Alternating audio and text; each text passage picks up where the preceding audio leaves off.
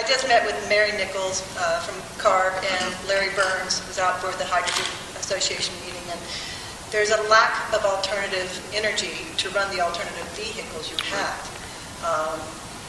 China is not beholden to the internal combustion engine yet. Can you talk about your announcement yesterday and how that's going to affect going forward?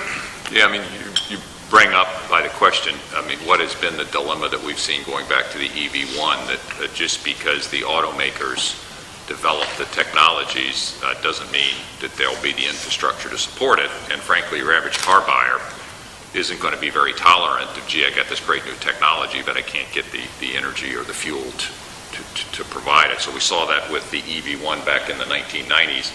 We spent $1 zillion and brought out a pretty slick technology, and it really bugged me that we then had to go out and spend a lot of money to put in charging stations because nobody else would do it. And I said, gee, we can't get in the business of being energy providers. Fast forward to now in the U.S., so we're producing a lot of flex fuel vehicles, and maybe not the biggest single customer complaint I get, but right up near the top are people who have bought flex fuel powered vehicles and they can't get E85 ethanol because we really had to fight to get any progress on the infrastructure there. And so I think it just defines, and Larry was talking out with Hydrogen Association, there's a national, and his discussion was we're moving ahead to develop this technology, but you know, we're not going to be able to use it unless somebody puts in hydrogen refueling stations.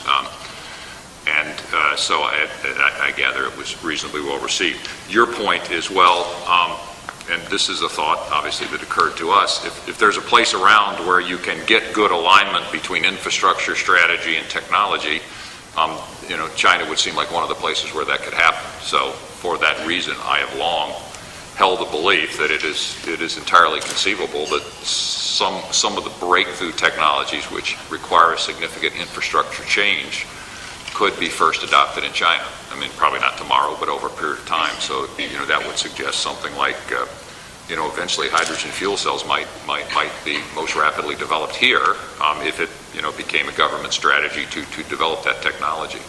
And I think anything that involves infrastructure change, you know, you've got to have, we've got to do, automakers have to do our parts, but you know, we need support on the infrastructure side. And it's been, you know, it's been very frustrating for us with the 85F. So, by the way, our research center here, part of the work of the research center is to, you know, offer our ideas and you know, kind of smart experts in this area with those in China and others from around the world, and you know, see if we can participate in you know, kind of the analysis and data side of which of these technologies might make sense for China and for other places. Are you actually looking at where China is going to get this fuel?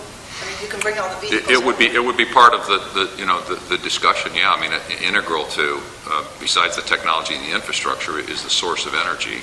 You know, we have a sense that some of these. I mean, a good example would be obviously for hydrogen fuel cells, you need hydrogen.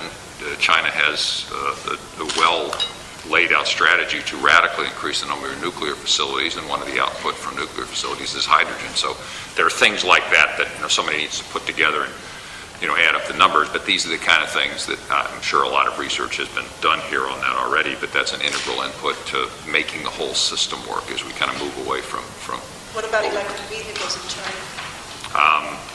I think, you know, you look at places where commutes are short and there's a lot of congestion and emissions, like, for example, Beijing, and it, you know, might be a good place to see the advancement. And there's some degree of battery production here now too. So, you know, another good example of where things could fit together pretty well.